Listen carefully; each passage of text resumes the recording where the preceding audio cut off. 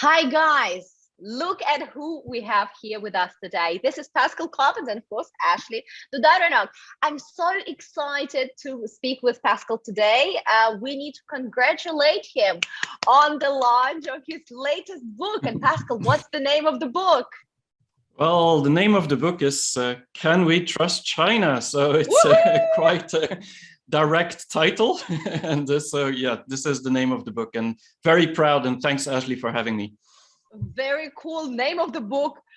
Some people may say, is it clickbait? Is there actually an answer to this question? It's going to be an amazing discussion that we're going to have. And essentially, we're going to get a summary of what are some of the main ideas in the book, Can We Trust China? It's been recently released on Amazon, and it is also available in a print version across the globe. So guys, if you see it anywhere online or offline, definitely get yourself a full version. So now, without further promotion and ado, I would like to ask you, really, Pascal, why did you write this book?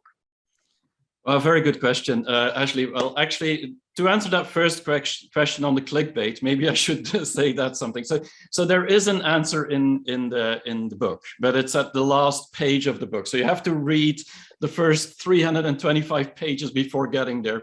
But it is a little bit clickbait as well, because in a way, I explain within the book that this is a binary question, which you would give a binary answer towards. And the book is all about not thinking binary and thinking differently. And so yes, it's a little bit of clickbait, but it's also the question that I think many people are faced with today, or asking themselves. And so even though there's maybe not the direct answer to the question, the question is being asked many times. And so why did I write this book? Well, it's a very good question in the way that actually I wasn't planning to write this book. I was planning to write a follow-up on my first book, China's New Normal, which is, as you know, about innovation and technology and yeah, how China is starting to set the standard and really going very fast. But then I found back in 2020, 2021, when we were all in COVID lockdown in Europe, that people were asking less and less questions about the advancements and the change of China from a technology point of view, and they really wanted to know some of the more geopolitical and why is China doing lockdowns and what does that mean, and so there was a lot of emotional questions. And so I thought I need to answer first another question is, well, do we actually trust what's happening in China before we can learn from it? Because if you don't trust someone, it's hard to learn from it. So that's where my book Trust became central, because I thought, yeah, we first need to tackle this. And so that's what the book is about. And I think that you are so right in that sense, because human to human, right? If you want to learn from someone, trust comes first. Do I think you have my common interest or our common interest as a human race or as a team at heart?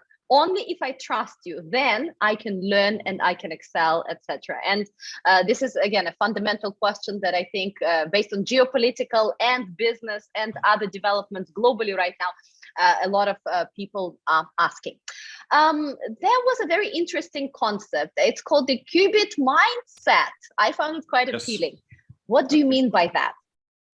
Well, that's a little bit what I was just mentioning about the binary mindset. So in the West in general, and I don't want to generalize the West, but let's say many Western countries, specifically where I'm from in Western Europe, we often like to put things in boxes, and so this is how we think. Like, we are democratic and China is an autocracy, and China is a communist party. And so we put this in boxes. And so we like to say it's either this or that.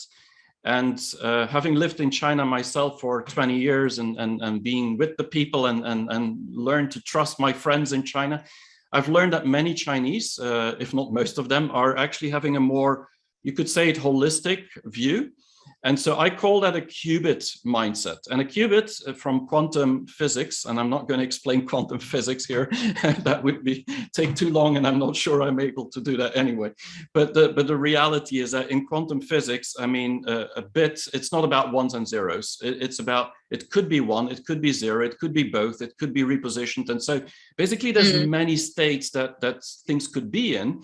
And it's only when you analyze the context, learn the context, and trust that context, and basically figure it out over time, that you open that box and then suddenly say, oh, it's a 1 or it's a 0. And so that's the Qubit mindset. And I think we too often in the West, when we look at China, are putting it into a box even before having analyzed the context, or at least empathize with how Chinese think about the context. And so the Qubit mindset is really about how Chinese are constantly trying to circle around things to try and figure out what is happening and then finally make that decision. But once they do, it's very direct and they're serious about it. But that's the Qubit mindset. It's about not just having an opinion, but doubting your own opinion, but by doing analytics and figuring out what's happening on the ground. So but there's a lot more to it. Absolutely. Thinking in circles. Absolutely. And I think it's, again, when you look at any complex situation, any complex puzzle, any complex country, right? It's very difficult. It's also very simplistic. Or even a person. You look at a person, you say, oh, somebody's good or bad. Something's black or white, right? Or like Chinese consumers like this. No, they are not.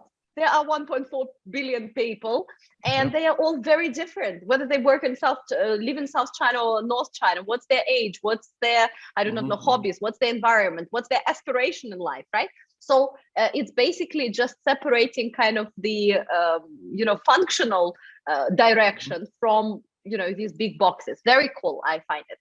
It's also something that I just to interrupt you for 1 minute, I also relate this to the fact that China can live with different concepts. And that's sometimes very difficult for us, specifically in Western Europe, to understand accept to understand that it can be very free in some areas, very and very free, constrained, very constrained in others, or that a dictatorship is promoting entrepreneurship, or that, I mean, that a communist party is doing certain things that you would say this would never happen in our logic. And so I think that polarizing world that we are so used in, very often it's either this or that. China can live with contradictions. And that's also within that Qubit mindset. And not only live, but function and flourish. I think that's that's probably also it. Function really and flourish in some areas. That's beautiful.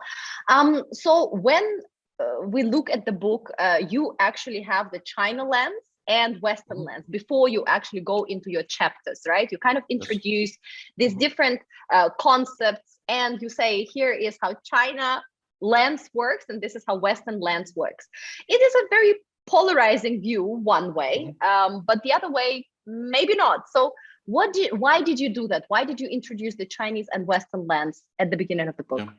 So after my introduction, which I talk about this Qubit and binary thinking and so on, and how we can look at China differently, I made a new chapter, which I added at the end, actually, after writing my book, because I thought before I start explaining everything in detail about how I see the Chinese trust environment and how the Chinese look at trust, I think I should put the black and white next to each other and really polarize, not with the intention to polarize, but to show how binary our mindset has become and how we are thinking about China very often outside China, and how Chinese are starting to think about the world as well.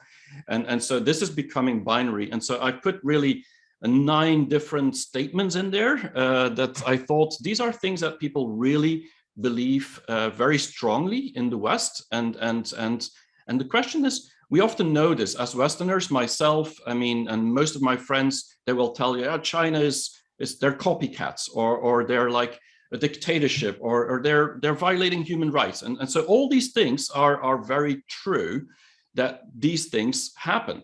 But then the question is, how do Chinese think about these same things? And so I thought I'm going to make like 9 comparisons on left and right page.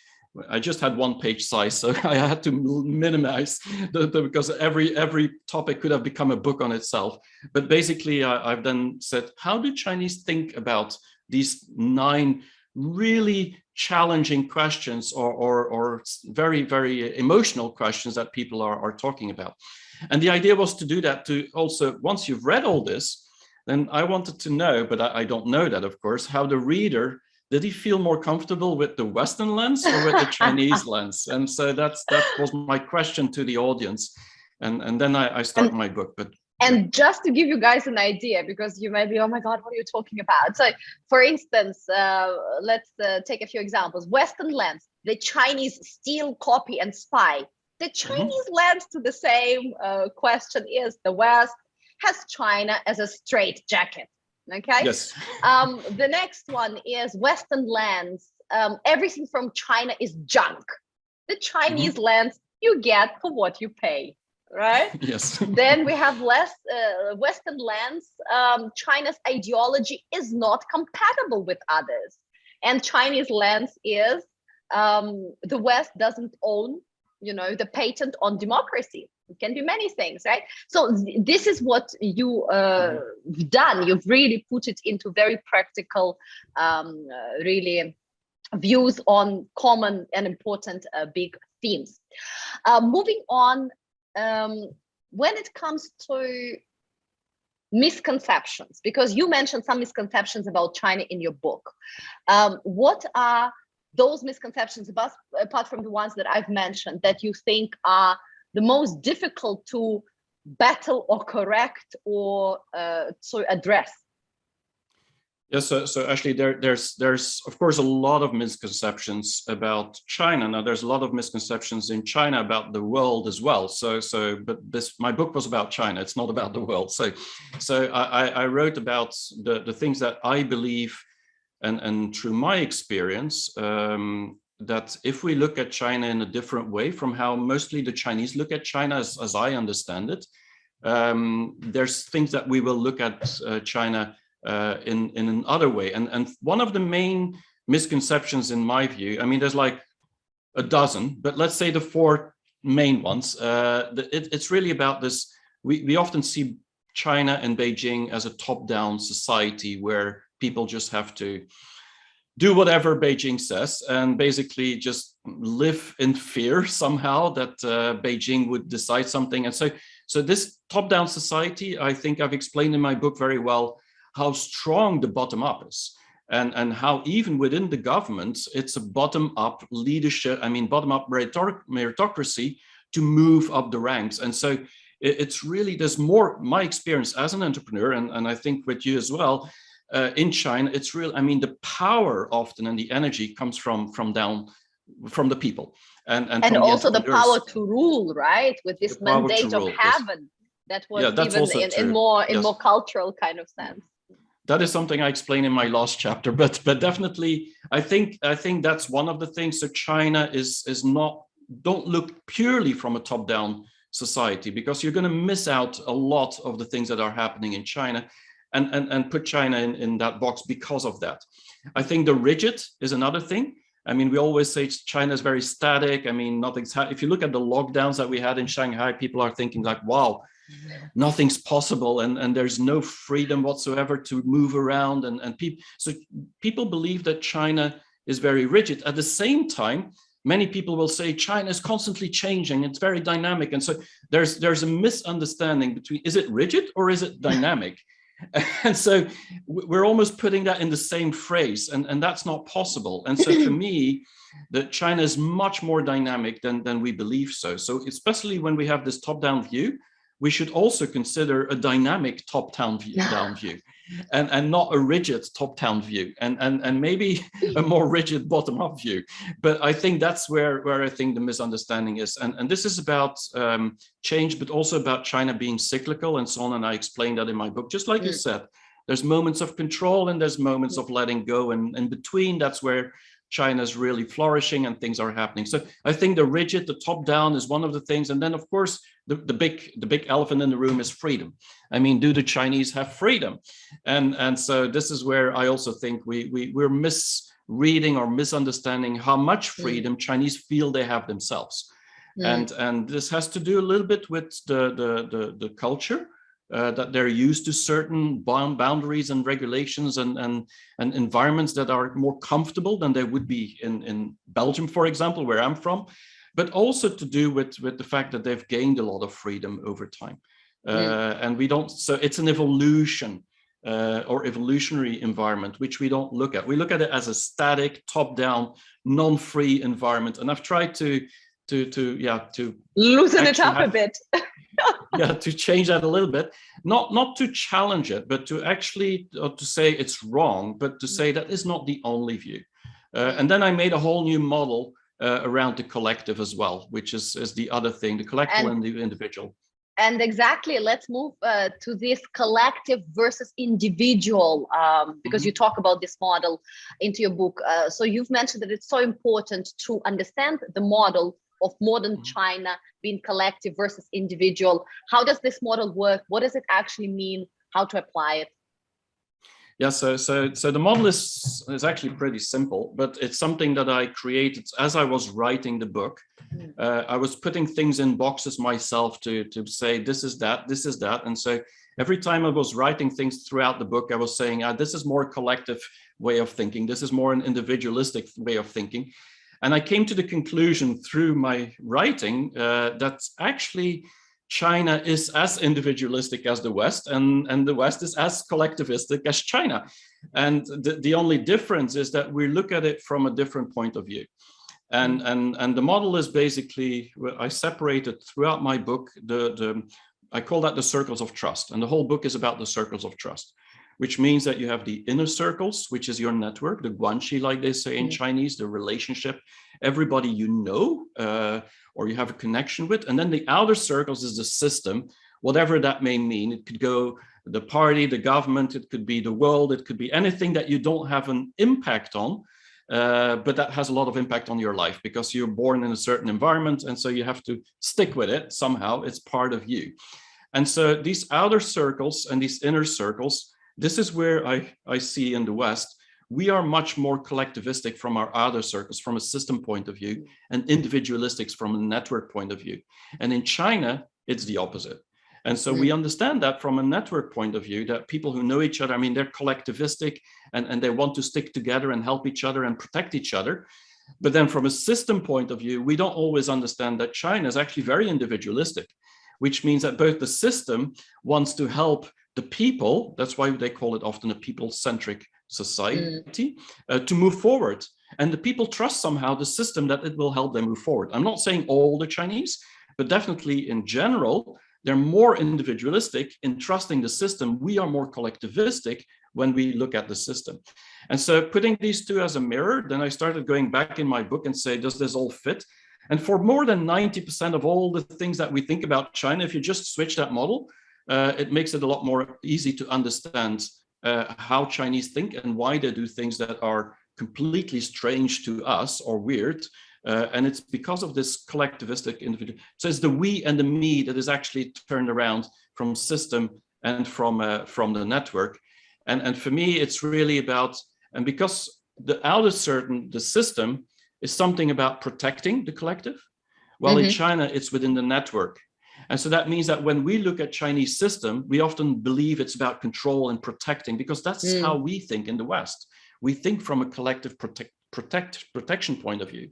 Well, we should look at it from a progress point of view, like they do, but we do that more into our inner circle. So that's the simple model. I mean, it took me a little bit longer to explain here, but it's a quite simple model, which helps for most of the things to understand China in a different way.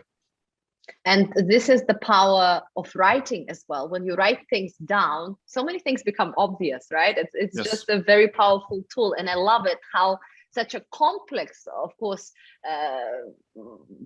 herd of ideas can become very simple with a simple model. And for, as you said, 90% of situations, it can provide a valid shortcut to a better thinking and ultimately better solution.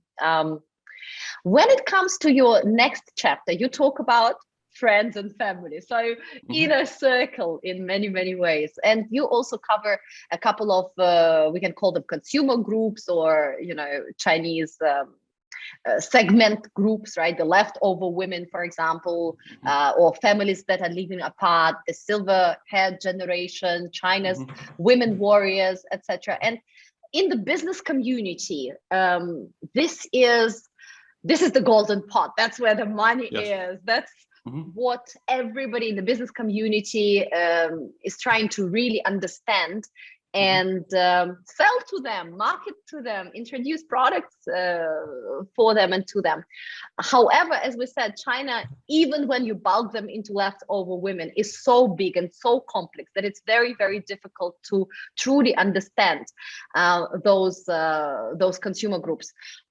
In your view, what are some of the ways or thinking methods or business tools that can help businesses and other invested parties, let's say, to better understand the real Chinese people, or in their business slang, we can sell the consumers? The consumers, yeah. Well, I think that's more your job than mine, but I totally, no, you're doing an excellent job at that. I think that people should all follow your channel and your writings to know more about the consumer. What I did in the book is really to address this from a misconception point of view. And so very often when we look at Chinese consumers or people or citizens, then we look at it from a very big group, one collective. They're all the same, and that's what I wanted to address. We have to break this down. And so when you say the silver hair generation, or I wrote about that as well as the leftover woman and married woman and their challenges in family and how they want to both go into the future for themselves, but at the same time are stuck a little bit with tradition. I think this is kind of like this triangle of making choices. And what we often forget when we look at Chinese consumer groups is that every individual is trying to make his own choices based on a lot of parameters, which are very not uniform at all. And so I just try to explain a little bit that these groups are actually very powerful, and that and when we read them in the media, in Western media very often, specifically in America, we see some of these groups as like being controlled or non-existent. I mean, we talk about demography problems of older people, and so but we don't talk about the opportunity and how they're progressing. We're talking about the problems that China has with them. We're talking about the problems of I mean, what you have with some women that have been harassed just recently. I mean, it's often look at it from a negative point of view. Well, actually, there's so much happening there. And so in my book, I was trying to describe all that and show that there's so much power in that individual, in that person, and that even if it's a very, very small niche, I mean, it's a huge market in China. So we have to take this serious, because that on itself, I mean, if I compare with Belgium, I mean, the smallest niche group is bigger than all the consumers in Belgium. So we should really take that into account. So, but putting it in a context of why individuals are moving throughout that evolution, that's part of that trust level that we have to have in the Chinese consumer and citizen. And when it comes to, as you said, really trying to connect with these people, yes, there are niches, but there's also right now so much focus that all these large tech giants are putting into personalized consumer journeys. Oh, yes. Consumer-centric, Why? Because you can be a very niche group, the lover of sneakers with the, I do not know, Molly, the blind box hero logo on it. You can be the lover of this, you can follow, you can have a fan club. But then again, individual choices, preferences, circumstances, they are not just different, but in China, they're evolving with China's speed. So by the time you finished your strategy and ready to implement your advertising, sales, marketing, whatever campaign, or Lord forbid, issue a physical product, circumstances will change. So that is why in China right now, because of a huge population, because of the fact that we have so many different groups, because of the fact that we have big kind of government plan where the whole economy and the China world is going, because we have tech giants, we are actually reinventing this business model, right? How businesses can innovate together with consumers almost on the individual one-on-one basis. Yes. That's where personalization comes in. And then how you can quickly push out product ideas, marketing, da da da da da. So it's of course there are flows and directions, but it just becomes very, very complex when you look at it from kind of Western standpoint, because you don't know what's going on, right? So guys, no, and I definitely added this personalization, and I think that's what I wrote in the book, is to look at them as individuals, and so communication also have to go as an individual. I mean, the whole thing about key opinion consumers and live streaming and everything that's happening, this is about people, and so there's no place on the planet where it's going so crazy, because they want to reach every person individual. And so within trust, I've tried to really explain that the individual is central to the whole story of trust in China. So that was my first chapter, because if you don't trust the individual, I mean, you're not going to trust China. That's as simple as that.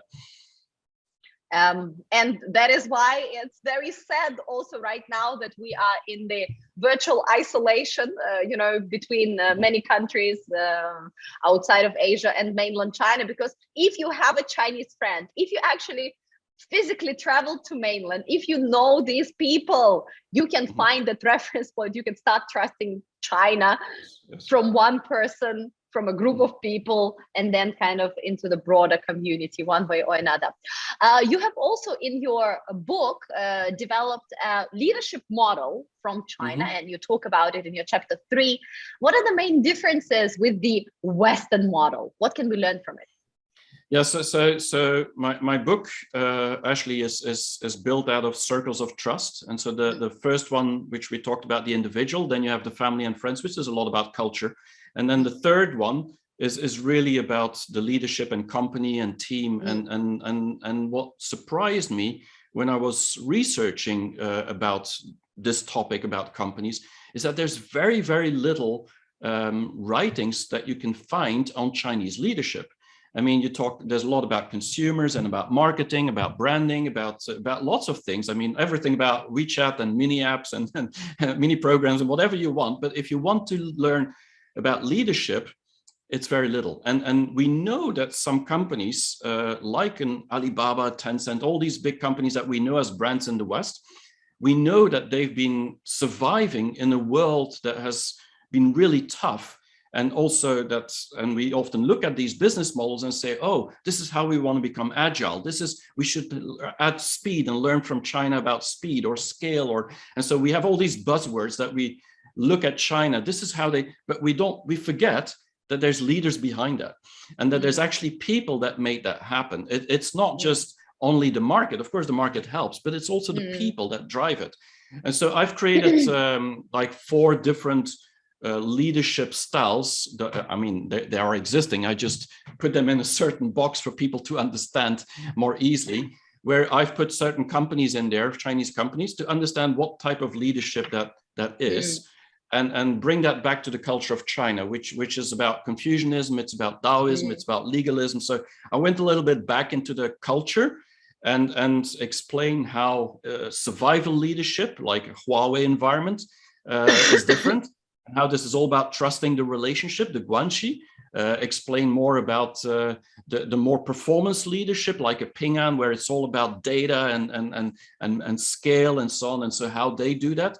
And also then more in the Taoism leadership, which is more like higher, which is ecosystem leadership, or I call that the godmother leadership. And so there's kind of like 4 different leadership styles I put in there. But the whole idea was to actually bring back the things that we think, this is really cool about China. This is what we need to learn in the West, because everything's changing today, and we're living in uncertain times. And so there's survival for many of us. And so look at China, but instead of looking at China, look at their leaders and look at how they actually managed the companies, and the founders created the company, and how they went forward. And in all of this has to do with trust. And so this is going back to my book. It's about trust of the relationship, of the network, trust about technology, trust about people. And so I've put that in 4 different categories to make it easy. But of course, none of these companies is purely one or the other. But there's some companies that are more prominent in one style of leadership. And so my hope is that many people can learn from Chinese leaders, like they've learned from from Amazon and from Google and other leaders and IBM and GE, we should look at the Chinese leadership model. So that's my third chapter, and maybe I'm going to write more about that in the future because it's an interesting topic. Yes, I think it's a much needed update from the art of war. You know, how many decades? Whenever we spoke about China, it was, oh, have you read the art of war? And then, you know, they always literally. I think even I've attended a seminar or some virtual talk where somebody told us that, you know, Chinese always approach everything as if there's war operation. Have you read The Art of War? It needs to be a book on your desk, and every single situation in business is a battle.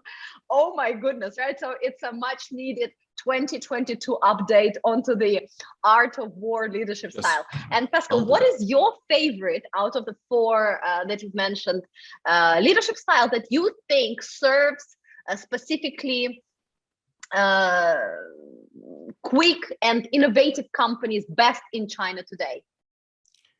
So if you talk about Chinese companies, or you're talking about Western companies? For Chinese companies, well, the thing is that the Ford model, which is actually a kind of a mix of Western plus Chinese management style or leadership style, I think is the one that will survive, because it's a combination of the first three plus a Western flavor. I could say, I don't want to call it Western, but it's more international flavor, where certain where the people, empowering of the people is actually put central. And so I see this more with younger companies. And so when I look at these leadership styles, some are more fit to China because of its history, and some more fit because of its culture. Some are more fit because of the change of China. And I think the last leadership style, which I really think is about empowerment, is one that is more about the future. And so this is why I think the future is where it's, so the cocktail of the past three, and adding that empowerment of individuals and the creativity. I think that's the main thing. And in my book, I took C-Trip as one of the examples. Trip.com, of how they care really about their staff and their environment, and want to grow together. So I think that's really the one that I would see for the future, the most possible or best fit. So the future is the blend. The future is coming together of West and East, and this is, I think, the big picture and the big message and the big idea. I love it. Thanks for helping me there. In our chapter 4 of the book, you also speak about another very cool concept, and it is a Taoist way of making a change. We call it Wúwèi, right? Non-action. That's the translation of Wúwèi. So can you explain a bit the concept of Wúwèi, and how does it contribute to China's silent revolution? Why should we know about it? Yeah. So in my 4th chapter, which is about networks and groups, and so the places you belong somehow, or you feel you belong, I talked about these silent revolutions and the term Wúwèi, which is really one that comes from Taoism. And we all know Taoism and the path and the journey. And so I'm not going to go into the whole story about that everything will be okay if you just let it all go. But the reality is that within this concept of non-action or inaction, which is a wrong translation of the Wúwèi concept, it's more about knowing when to act and knowing when not to act. And it means that when the flow is right and the water goes fast, you actually should do more. And when it's actually counter current, then you should maybe just hold off for a while and wait for a while. And this sounds logical, but in the West, and specifically where I'm from, I mean, we tend to go against the current constantly because we believe that revolutions is the only way to change society. And so if we look at our past, this is also often in history shown that revolutions has created a big change. And so without these revolutions, I mean, feminism, I mean, lots of things like what we have with the Black Lives Matter right now, and a lot of these things, it's about revolutions to change behavior. But in China, many people feel that this is not allowed. You can't do that. So there's not change happening. And I think that's where the misunderstanding is. It's not because there's no revolutions, visible revolutions, that actually change is not happening. And so the Wúwèi is really an environment where it's about creating that power from within and knowing when the group, the network, should react, because there's a positive flow on making it happen. And so sometimes things stand still, and when it stands still, actually it's building up energy and momentum. And that's what we don't see under the waterline. We don't see that momentum. And so once it's been built, actually when the momentum is right, that's the moment when suddenly there's like really a speedboat going really, really fast into the future. And so if we look at that, and that's why I call it silent revolutions, they're silent because they're hidden, but they're not silent anymore, or they're not revolutions anymore once they're not hidden. And so I think that's the concept that we often misunderstand in the West.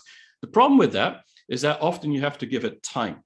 And the issue is that in many people who are on the other side of that revolution, who are actually harmed by not having change, they don't have the time, don't want to give the time, and that's totally understandable. And so they feel very frustrated that time will solve the problems.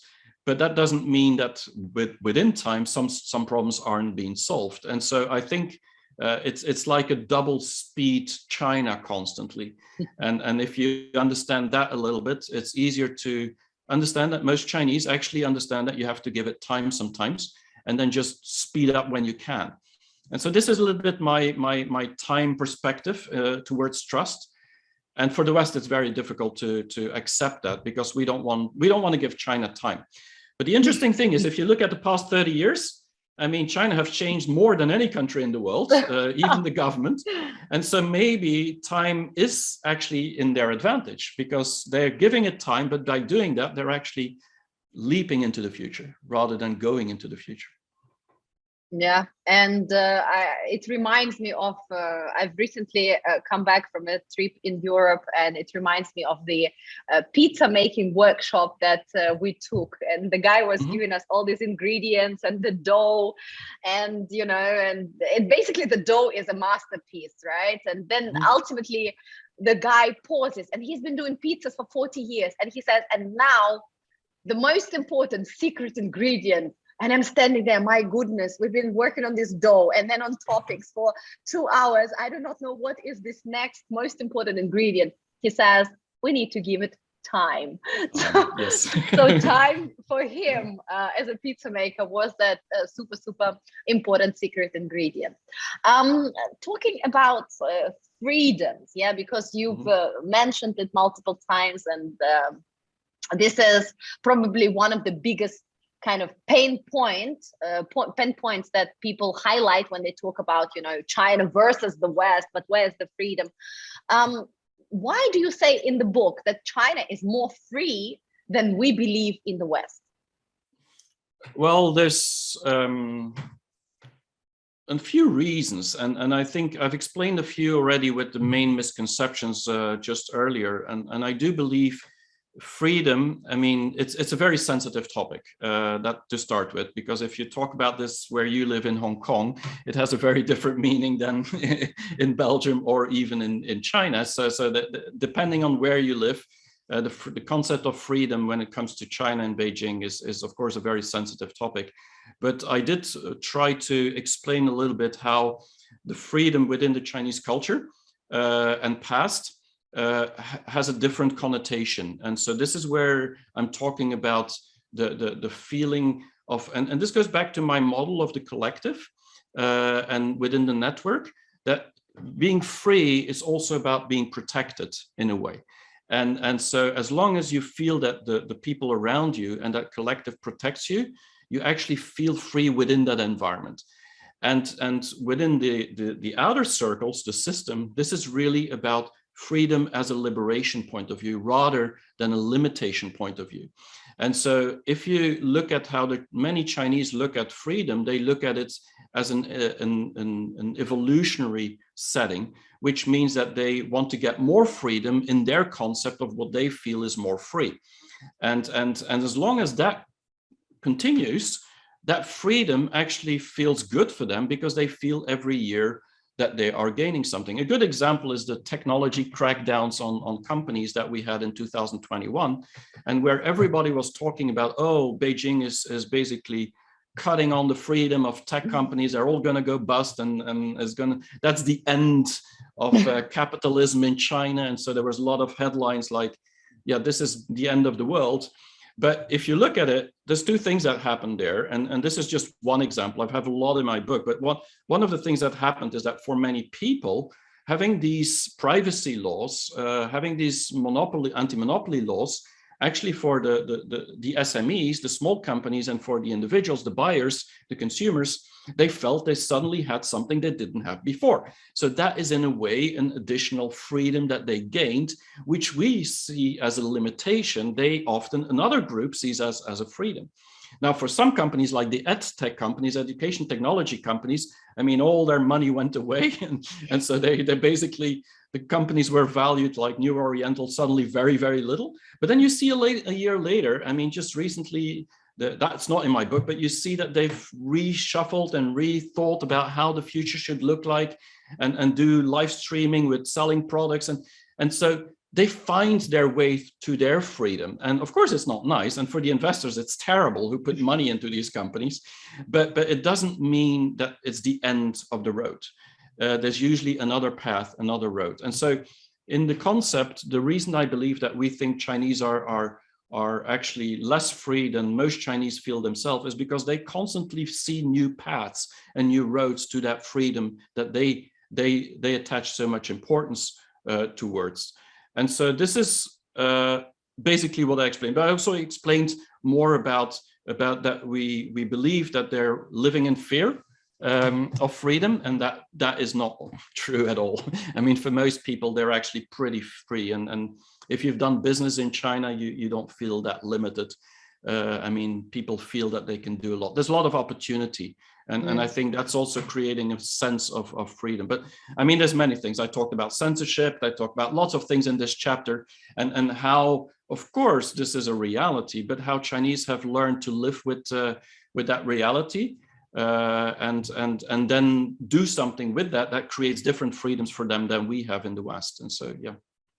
That's a very powerful concept. And I think, again, it reframes how we think somebody else experiences, lives through, through this lack of such things.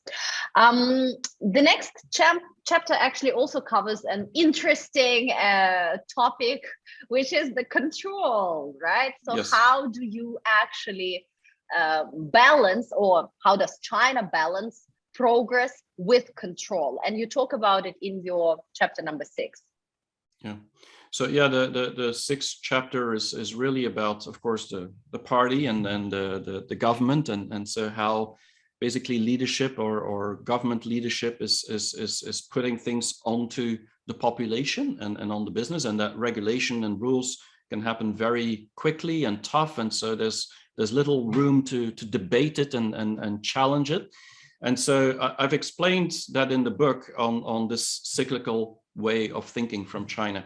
And so what we see about that, it's not untrue. I mean, there are many limitations in China that are top down. And when Xi Jinping and Beijing decide something, I mean, it's really hard to do otherwise. But because we look at it that point of view, we forget that this is on the top of the cycle. And if you've lived in China, I mean, we both have lived in China a long time, you realize there's these moments where really everything is basically stuck. And you should, I mean, when there's a National People's Congress is happening, an Olympic Games or whatever, that's the moment where you should kind of relax and not do too much and not be too visible, because whatever you do, it's not going to help you. But what we think is that this is the norm. This is the standard in China. And the reality is, these are, like, when it's cyclical, these are the moments where it's on a top level. And that means that China, the government, could not keep it at that level constantly, because if they would do that, the country would not be manageable or governable. And so they need to decentralize constantly and give others power in the local governments and the companies, Alibaba's, and they need this energy to get the country going. And so when it's tough, like with real estate, for example, right now, because it's getting out of hand, so chaos is happening, lots of control, but that is a time moment. And then at that point, most of the Chinese, in my view, they're already thinking about the next cycle and how they can actually benefit from that downward cycle from control, and how maybe something new in the metaverse is happening, or something new with blockchain is happening, and how they can jump on that train, because the next 3-4 years, Chinese government is not going to control that, because they have no clue what is happening. And because it takes time for anybody in the world to understand what is the next thing that is going to be big. And that is where they see the opportunity. And so my experience of China has always been, when things are in a control moment, that's when Chinese feel there's an opportunity for the future. And we see it as a moment of, oh, this is the end of China. And so I think that's what it was interesting and important for me to mention, that we should really look at China as a cycle, and see the moments in between the controls rather than the control itself, to see the opportunity, but also understand how the Chinese think, how the Chinese businesses think, and how the local governments are trying to position or reposition themselves constantly towards that next future. And if we look at it then China looks much less controlled than it actually is. But when it is controlled, I mean, in certain aspects, I mean, then you better just have a Wúwèi reaction and then not do too much, and just wait the storm gets over, and then try to think about that again. And financial, I mean, with the IPO, I mean, a year later or 1.5 years later, they want to go public again. And so it's happening. It's just, we don't believe it until we see it. And that's usually 2 years later. And then we don't write about the 2 years back again. And I love it. You know, we say in business that you will never make your second million the same way you made your first $1 million, right? So, and True. in China, that concept is just brought into the next level, because you constantly reinvent yourself based on the opportunities, the environment, because the country is so connected and so kind of driven by the vision of the future of technology, and that vision is not set. It's the vision that is kind of broadly set, but it is evolving. That this reinvention of yourself as a person, yourself as the professional or business or an industry, right, is constant, ongoing, and it happens within government, as you've just now mentioned, as well, both regional government and otherwise. Beautiful. Moving on, when it comes to the world stage, because right now we spoke about China, but world stage, that's what a lot of people care about. Can we really trust China on some big topics that actually influence the broader world, such as sustainability, environment protection, and others? Yeah, so this is a chapter. It's one of the biggest circles of trust or distrust that we have in the world. Because we are very much, specifically in the West, we're very much concerned about the superpower that China is becoming, and so we're concerned that they would put their rules and way of thinking onto the world, which would then control us or limit us in our future evolution. And so I thought it was important to put everything that we have as a concern, as a worry, as an angst, really into context. And so I talked a lot about the things in the South China Sea, about what's happening in Taiwan. I mean, we know Africa, all these things. These are the things that we are really concerned about, and we should. We should, because China is becoming powerful, and we should understand what that means. But what I've done in the book is also give a little bit the Chinese way of looking at these things. And then I think the misunderstanding that we often have here, which is really that we look at China in the same way as we look at it from the West. And so we use our history, our experience, to project that to how China will behave in the future. And this makes total sense. But when we look at it from the Chinese history and Chinese culture, we're ending up somewhere else. And so will it be that, or will it be our way, or will it be somewhere in the middle? Nobody knows, but I think it's interesting to put these two next to each other. And so this is where, specifically when it's about the ecology and the planet, I've written quite a lot about it because, yeah, simply said, if China is not going to solve its pollution issue, we're not going to survive on this planet. So we're all going to die, and so that's not a good prospect.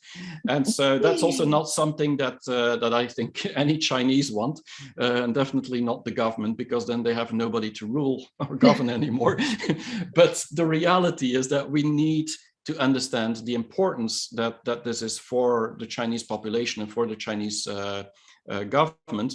It's really to have a more an environment globally that is actually conducive and can help to make it more healthy. They see this as a huge risk, just like we see it as a huge risk.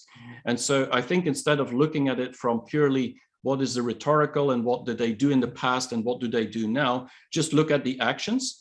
And so my prediction, and we discussed this last time we met in Düsseldorf, is that I really believe that China is on a path to become the green factory of the world. Mm. And so they've been the cheap factory of the world, and then they've been the efficient factory of the world, and now they want to become the green factory of the world. And so if that is really their goal, because you see that they see that as the next big thing, I mean, it's not even about saving the planet, it's about making money. And so if you can make money by saving the planet in the same time, I mean, you're doing two great things.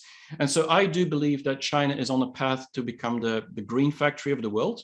I mean, we've seen it in solar, we've seen it now in electrical vehicles. I mean, it's going in everything. I do believe that we should have more confidence that this will actually drive the green transformation. Not because they have an ideology of tomorrow saving the planet. I mean, they do from a long-term point of view, but from a short-term point of view, it's all about money. And so if we look about that, and we look about a lot of these things to protect their own future, we can even project this on the South China Sea and so on, then maybe it gives us a different view of looking at it. It's not about justifying what they're doing. It's more about understanding that sometimes the pragmatic way that China has can actually get the world to actually a better place or a more healthy environment. And so I think that's important when we look at the world and the superpower that China is. It's a worry, but at the same time, that superpower is an enormous energy that we could use for good as well. But how do we do that? It's again the topic of my book. It's about trust. And do we trust it? And one thing that is sure, we can trust that Chinese will always want to make money. Some things never change. Some things never. No. I love it. Then we move on to a very interesting story towards the end of our chat today, because we're almost at the final chapter where you're going to reveal the answer to this question that we were talking about. Can we trust China? So we're almost there, but not yet. I liked this story about 2001 Space Odyssey, and how China was given tools by the West to become the proud nation seeking, the rise, etc. Tell us the story, first of all, and tell us also, it's only been 20 years since that story essentially happened. What does this mean for the future of the world? Yeah, so 2001 Space Odyssey, a movie from Stanley Kubrick, science fiction. It was made in 1968, so that's a long, long time ago. And that was just before America or NASA landed on the moon. And so he made a whole story around that America would land on the moon in 2001. Well, it happened in 69, so he was a little bit wrong.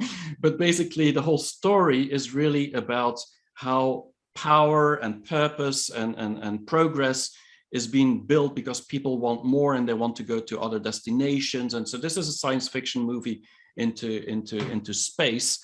And I like the story because it creates actually a parallel to how China created its progress, its power, but also now its purpose. And that's the last part of my book, the 8th chapter. And so I related this in 2001 because in 2001, 3 things happened. And this has nothing to do with the movie, but it happens to have happened in 2001. The World Trade Center, which changed the world, the attacks on the World Trade Center, and where China started having a different view on on how they should protect their own society, military and so on, and space exploration. So they have a lot of ambitions that started in 2001 because of the world that changed, and because China was not the enemy anymore in 2001, while communism was the enemy before that. It changed in 2001. And the other thing is that the access to WTO, so the World Trade Organization, which of course gave China suddenly an opportunity to sell to the world and became the factory of the world and so on. And we know the story, but this is all about suddenly they could play as an equal partner. And that is only 20 years ago. And we forget that it's only 20 years ago. And now that they've replaced America as the factory of the world within 20 years time. And then the last part of the story is really about the Olympic Games in 2008, which was actually decided in 2001. They won that bid then. And so it happens that in 2001, 3 big things happened that changed the world, because in 2008, that's when Chinese started feeling proud about their nation. That's when the world was looking at China in a different way. And so they had all these 3 things in 2001 that changed China. It changed China because they could have progress. This was the World Trade Center attacks that created this new world. It changed China from a superpower, because the World Trade Organization allowed them to become the factory of the world. And now it's about purpose. And that's where I end my book, where the big difference between now and 20 years ago is that China is still seeking their own purpose, but they're not looking at the West as a reference point only. And 20 years ago, they were. I mean, the only reference point, or the main reference point for China, was the West. It was the world. And so they were copying literally and trying to emulate things because they thought this was the future for China as well. And today that is diverging. And so what you see now is that you see that they're still looking at lots of great things that we're doing, but they're looking to find their own path. And the interesting thing is that we consider this as being wrong because it's not our path. And maybe we should learn some of the things from that path, or at least watch it. And I think if we're not going to watch it, we're going to make mistakes, because they're going to solve problems in different ways than we do. And then we're going to say, oh, why didn't we do that as well? And so this is where I think both on the governance side, on technology, on innovation, on consumer behavior, maybe the meta, I mean, everything is going to be different. But now is the moment to look at that difference. Maybe we should start copying China for some things there, and other things which say this will never fit in our society, and that's totally okay. So this is where I ended my book. And so we should have trust in the fact that whatever China does in the future could actually be interesting for us to watch, to learn from, because that way we could evolve as well in a different way, which could be beneficial for us and the world. Absolutely. A very powerful idea that goes through the whole book. And now we have arrived to the moment of truth, to the grand reveal of, can we actually trust China? I know that you end a book with another interesting story. So tell us, please, what's your take on this very important question? Show us the book again so we can see the title. Guys, I'm doing a shameless plug here for Pascal. Do get this book. Yes, look at how many ideas are right there. Yes, Pascal, can we trust? Thanks, Ashley. So no, I think first, to trust China, you need to read my whole book. So I think that's the starting point. I'm doing another marketing pitch here. No, I think the reality is that I don't see why we wouldn't be able to trust China differently than we trust our own country or countries around that. And I made a comparison in my book between Belgians and Dutch people. We're speaking the same language. We're basically, but we don't understand each other. And we have to really change our way of thinking and mindsets to do business with each other. But we're the 2 biggest trading partners with each other. So we constantly do business with each other. We help each other. We have similar views, but it takes an enormous effort to do that. And that's because we have actually agreed to let some things behind and to look at people and look at in different ways. And so the story is really about trying to empathize with a different culture. And the further away, the harder it is. So if it's already hard between Belgium and Holland, I mean, imagine it, China being on the other side with a different government and so on. It's very, very hard. But if we do that, there's actually a way to trust China much more than we do today. That doesn't mean we have to have blind trust. We shouldn't have that even between Belgians and Dutch people. I mean, we shouldn't have blind trust as well. I mean, we need contracts, we need agreements, we need to have similar ideas at certain points, and we need to debate all these things. So, but we can have trust. And what I did in the book is I ended with saying, if we want to trust China more, which isn't something we have to do, but if we want to try, I've compared basically the trust in people in the network with how brothers trust each other. And that's, even if you have totally different character and you would never become friends if you weren't be brother or sister. I mean, brothers and sisters, they trust each other basically because they're part of the same family. And that's what China is about. So think about the brother from the people point of view, consumer point of view, the citizen point of view. But if you look at this, the system, think about a father that is pretty ambitious for you to achieve things in your life. And so he really wants the best for you, but he's also very strict and strong-minded. And so look at it from that father perspective to understand the system, the government in Beijing. And so it's a simple way to say, look at it from a family point of view, from a brother, look at it from a father point of view, from the system. Not to say that, I mean, my father helped me a lot in my past, but he was also very tough, and I never agreed with him when I was young. So the same is with China. You might not agree, but it's not because you don't agree that you shouldn't somehow respect the results that are achieved. And so I think that's what I end the book with. Just to model a way of thinking of China a little bit differently. And if you do, then if you then think about China as more evolutionary, very adaptive, very pragmatic, and pragmatic, I mean that in a positive way, then I think there's different ways to look at China and trust China more. And to be honest, I end my book also saying somehow like, is it still an option to distrust China? And that's a big question. So maybe that's for another book, but the whole question is, I mean, we don't have to accept everything from China, but if we constantly distrust what's happening in China, we might actually not benefit from anything that is happening in China, in Asia, in the rest of the world. And so we should look at it, at least try to see if there's a way to solve that trust or distrust issue that we have. So, but it's a positive note I end on. Not a negative one. Absolutely, just like a good Hollywood movie that requires a sequel. Yes. And I also, I feel that there's a lot of when we talk about trust, trust, when lack of it comes with a lot of villainizing, right? So it's not just distrust; it's also villainizing that everything that comes out of this system, this company, this person, etc. So it's really trust and how much of a villain we think they are kind of comes together. And as you've mentioned right now, I think it's a beautiful ending. Really thinking that everything that happens there is bad is not going to serve us well, but learning and coming together and learning to communicate and be a part of a greater good, understanding that we're all in the same boat.